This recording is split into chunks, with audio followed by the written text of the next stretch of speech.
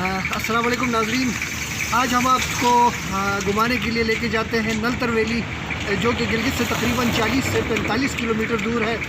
दो हमारे हम सफ़र आपको नज़र आ रहे हैं, तीसरा कैमरे के पीछे है, जबकि तीन हमारे साथी जो हैं वो रास्ते में हैं, उन्हें भी साथ लेके अभी हम निकल रहे हैं। तो हमारे साथ रहिएगा, आज हम आपको नलतर वैली की सैर करवाते हैं। जी, इस वक्त हमारे तमाम साथी गाड़ी में मुकम्मल हो चुके हैं। तनवीर साहब आप न्यूज़ के, मसूद साहब ARY के, फरमान साहब बोल न्यूज़ के, मनवर साहब पामेर टाइम्स के और मंजर शिगरी साहब समा न्यूज़ की क़यादत में हम इस वक्त रवां दवा हैं। तो मंजर साहब ज़रा दिखाइएगा कि सफ़र जो है हमारा कैसा है।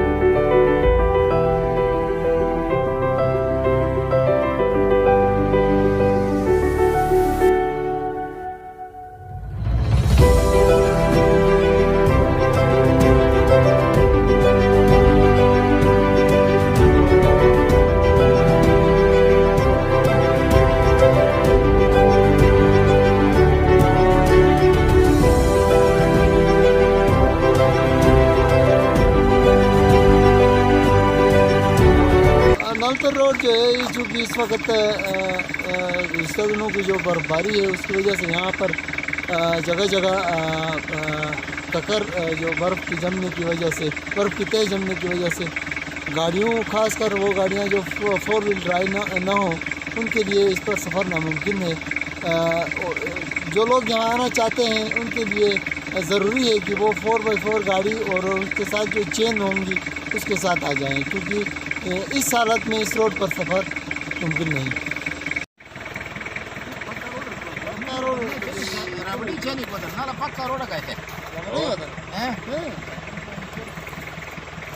पक्का रोड काय ना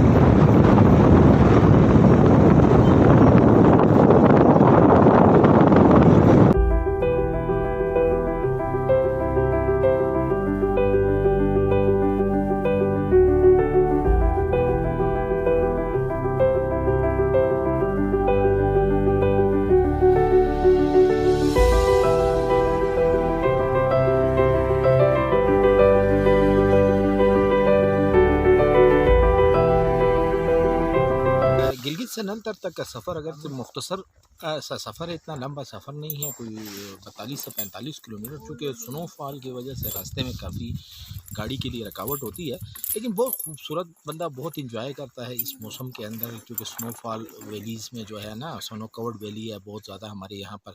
तो इस स्नो कवर्ड वैली में जो भी बंदा आता है, वो जो सफ़र जो होता है ना, मुख्तसर सा है, लेकिन उसमें जो थकावट होती है या थोड़ा सा बंदा जो बोरियत होती है, वो सारा जब नल तक बंदा पहुँच जाता है, वो सब कुछ ख़त्म हो जाता है। बंदा बहुत रिलैक्स होता है। ग्रीन ट्रीज, स्नोफॉल, अच्छा आइस, पीक्स, मतलब बहुत खूबसूरत मौसम होता है।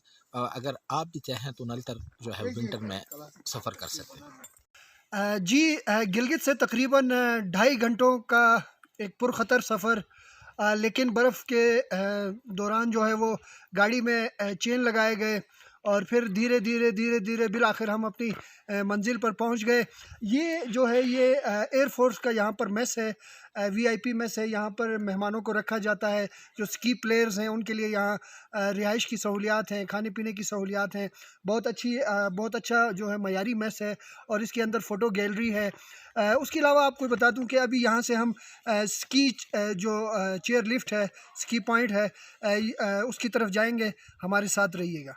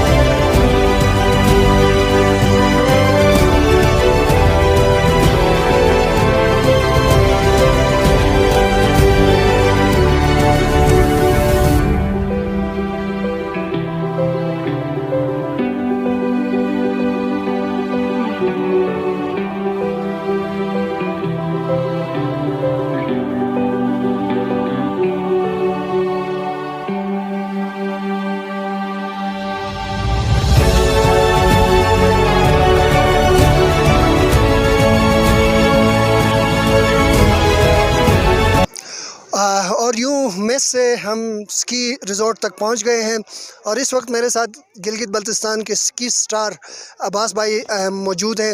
अब्बास भाई ने स्की का खेल कैसे शुरू किया और फिर किस तरह से इन्होंने बैनुल-अक़वामी सतह पे जाके न सिर्फ गिलगित बल्तिस्तान की बल्कि पूरे मुल्क का नाम जो है इन्होंने रोशन किया, मुल्क की नुमाइंदगी की।